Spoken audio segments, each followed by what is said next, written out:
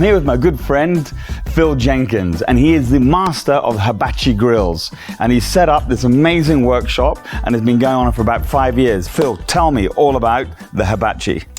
Well, it started off with a trip to Tokyo and falling in love with the charcoal grill. And I came home and decided to make one myself, and rather than buy one for $400 or $500, spend $4,000 or $5,000 as you do. So I decided to use ceramic bricks as distinct from diatomaceous earth, and then wrap it in 2mm stainless steel. So what I've got here for your cooking trip is the regular classic grill. This is what I started off making 5 years ago and started selling them in a farmer's market. There's the classic. We've got a smaller one, and then we've got larger ones for commercial kitchens, and then even larger ones for high volume places. Yeah, so tell me what I'm going to need to do while I'm cooking in the beach or off the back of the ute. Okay, so the commercial grill, pour the charcoal in, typically about 400 or 500 grams. Okay. It takes about 20 minutes for the ceramic bricks to heat up. Stainless steel holds the heat, and within about 20 minutes you've got full heat. Ready to go. It's going to be typically held for about 2 to 4 hours. So what we've got is regular grill top. Now the feature of this is that it's electro polished. So this is extremely hard and easy to clean as a result. But the joy of the grill is all the accessories. So the first accessory is yakitori rail. The advantage of the yakitori rail is just throwing grills straight on top. Next thing is chef's workstation. Tighten that up. Look, there's a lot of people that do travel with them, but they're heavy. Yeah. You know, the thing about these are generational pieces. This is something your grandchildren are going to be using. That's the difference between something that you can buy offline, and that's the difference with my my grills.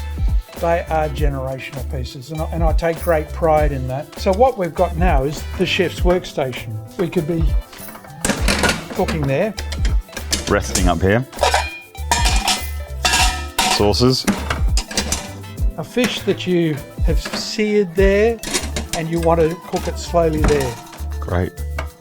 And I've given you the extra nuts there so you can raise them lower as well. Yeah, You know, that's great. Just exciting. Now then you've got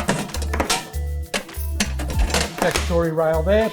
We've also got baskets, so if you're cooking clams or something like that. Yeah, we now cook everything on the grill, even our vegetables. We like to char on the grill rather than stir fry them. What we've got are wings. Now the cleaning's really important. So what I forgot to mention is that you can cook at the table you're entertaining at. I've cooked on timber tables and even glass tables, and there's no heat transference to the bottom because, one, you've got timber feet, but also the heat gets lost there. And you can even put your hand there and there's no radiated heat down. Yeah. So, big advantage. Another thing is, when you finish, you can just slip the utility tray on. Yep. Which also, by the way, is another shelf and something you can cook on. Yeah. Now this is the oven. We've also got an extension that goes between here. So with this in place, you've got the ability to put that there. Put that there. Put the meat there. Yeah. And this one, what's this for?